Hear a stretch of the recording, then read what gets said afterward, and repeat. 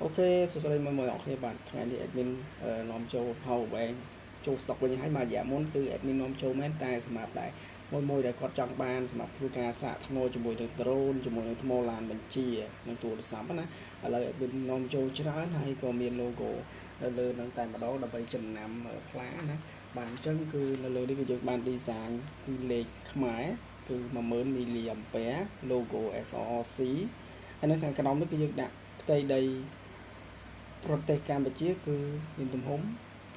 181.035 គីឡូម៉ែត្រការ៉េបាទកុំឲ្យបងប្អូនមួយចំនួនគាត់ភ្លេចឬក៏គាត់ច្រឡំបាទអញ្ចឹងឥឡូវយើងមកនិយាយពី spec របស់វាបាទអានេះវាមានកម្លាំងល្បឿនរបស់វា37វ៉ាត់ណាអ្នកនរគ្នាហើយនៅខាងក្រោយគឺនៅឃើញព័ត៌មានរបស់វាបាទគឺដាក់ទំហំ 10000 មីលីអាំពែ37វ៉ាត់ហើយបើការបញ្ចូលថ្មគឺយើងប្រើដោយគេហៅថា micro អ្នកគ្នាដោយ micro បញ្ចូលវាមិន type C ណាបាទ micro ហើយវាមានរុនមួយទៀតគឺ USB សម្រាប់អ្នកដែលត្រូវការបញ្ចូលថ្មទៅ drone បញ្ចូលថ្មទៅឡានបញ្ជាក៏យើងអាចបញ្ចូលតាមនេះបានហើយថ្ម drone មួយចំនួនគឺគេត្រូវការដោយថ្មខ្លះគឺប្រើដោយ micro ថ្មខ្លះប្រើដោយ type C បាទហើយសម្រាប់អានេះគឺវាមានកន្លែងយើងប្រើណាមាន micro មាន type C អញ្ចឹងយើងមិនត្រូវដោតខ្សែអីទៀតទេដកចេញពី power bank នោះដោតជាមួយនឹងថ្មរបស់យើងថ្ម drone របស់យើងតែម្ដងបាទអូខេឥឡូវយើងមកមើល input របស់វាខ្ញុំប្រាប់មិញហ្នឹងគឺ micro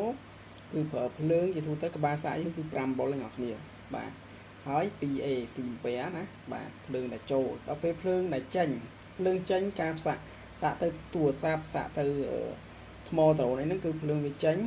5 volt 2.1A អញ្ចឹងគឺត្រូវទាំងអស់ល្បឿនមិនលឿនហើយក៏មិនយឺតដែរ 2.1A ល្មមហើយជាពិសេសគឺសម្រាប់ថ្មឡានថ្ម drone ហើយហ្នឹងគឺ go តែម្ដងគឺបញ្ចូលអត់ងាយមានបញ្ហាដូចប្រហែលថា power bank ដែលវាមានល្បឿនលឿនណាអញ្ចឹងវាបញ្ចូលលឿនមែនប៉ុន្តែឧបករណ៍ថ្មយើងឆាប់ឡើងកម្ដៅអញ្ចឹងក៏ធ្វើឲ្យឆាប់ខូចដែរបាទអូខេឥឡូវយើងចាំមើលទៅលើការ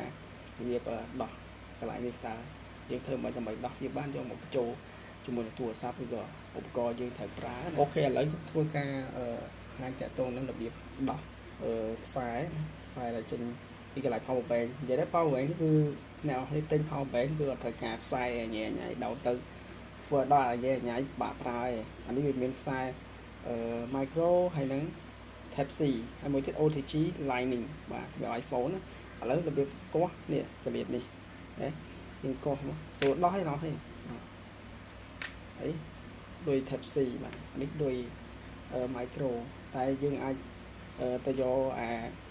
OTG Lightning បាទសម្រាប់ iPhone ហើយកលៀតនេះបាទវានេះយើងសោកអាដោយនេះចូលប្លុកហ្នឹងមកបាទបន្ទាប់មកយើងលើថាយើងទាញនេះយើងឡើងលើចាគឺនឹងទាញអាហ្នឹងមកបានហើយស្រួលដោះហើយណោះហើយបើសិនយើងអត់ចេះដោះណោះទេបាទដោះមែនតើហ្មងតែបើសិនយើងចេះដោះយើងចេះវិធីសាស្ត្រដោះយើងគ្រាន់ទាញនេះគ្រាន់តែទាញដូចយើងនិយាយចុះក្រោមតិចហូបមកបានហើយអូខេឥឡូវខ្ញុំធ្វើការបញ្ចូលថ្មជាមួយនឹងហៅថាទូរស័ព្ទ iPhone មុនចុះអូខេឥឡូវយើងធ្វើការតេស្តបញ្ចូលថ្មជាមួយនឹងទូរស័ព្ទ iPhone ណានេះជាមួយ14 Pro Max ណាបបបាទដោតយើងចូលព្រាមអូខេឥឡូវយើងយកទៅតេស្តជាមួយនឹងទូរស័ព្ទជាមួយនឹងរុន micro បាទអញ្ចឹងដោយសារខ្ញុំអត់មានទូរស័ព្ទ micro ទេខ្ញុំមានតែ power bank បាទខ្ញុំដោតបបព្រាមចូលព្រាមមកហើយល្បឿនវានេះ37វ៉ាត់អញ្ចឹងបញ្ចូលល្បឿនលឿនគួរសមណាបាទសម្រាប់ទូរស័ព្ទដែលមានថាទុកបានល្បឿន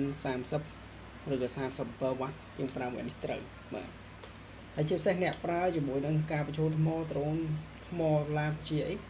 អូខេបងអត់មានហានិភ័យខូចថ្មអីទេបាទអូខេឥឡូវខ្ញុំធ្វើការតេស្តជាមួយនឹងរុន Type C បាទ Type C គឺដោះជាមួយទូរស័ព្ទនេះទៅដឹងបបចូលបាទ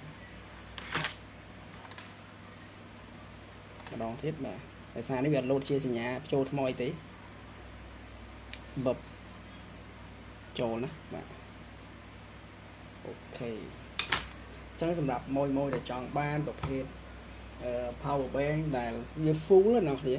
នៅទីផ្សារសប្តាហ៍ថ្ងៃវាមាន full មានអត់ full បាទ របស់ដែលតម្លៃធូរគឺគេដាក់ 20000 30000 ពេលខ្លះកម្លាំងផ្ទុករបស់វាក្រោម 10000 មីលីអាំពែទៀតបាទអានោះរបស់លេថាមកពីចិនរយចឹងតែ admin គឺនាំចូលមក 10000 មីលីអាំពែពេញតែម្ដងបាទហើយបើទីផ្សារសប្តាហ៍ថ្ងៃបើសិនជា power bank តែមានគុណភាពល្អត្រឹមតែ 10000 មីលីអាំពែទេប៉ុន្តែតម្លៃវាហក់ទៅដល់$20ជាឯណោះប៉ុន្តែសម្រាប់10000 មីលីអាំពែចេញពីហាង SR នេះគឺ admin លក់តម្លៃធូរមែនទេគឺក្រោម$20ទេតែគឺតកតងគុណភាពនិងទំហំផ្ទុករបស់វាគឺពេញល្អបាទអត់លួចមីលីអាំពែទេបាទអូខេអញ្ចឹងវីដេអូមានប៉ុណ្ណឹងទេសម្រាប់មួយដែលចង់បានអាចធ្វើការតកតងមកទិញនៅក្នុងហាងបានហើយយើងមិនត្រឹមតែមានតែ10000ទេយើងមានដល់5000អានេះ5000 មីលីអាំពែតូចច្រឡឹងបាទសម្រាប់អ្នកដែលថាក្មេងៗតែគាត់ថាចង់បញ្ចូលថ្មទូរស័ព្ទឬក៏ចង់បញ្ចូលមកគ្រឿងរបស់លេងអីពិបាកយកតាមខ្លួននេះយើងអាចយកពួកនេះបានតម្លៃវាក៏គួរសមដែរបាទអូខេចឹងវីដេអូមានតែប៉ុណ្្នឹងទេអរគុណច្រើន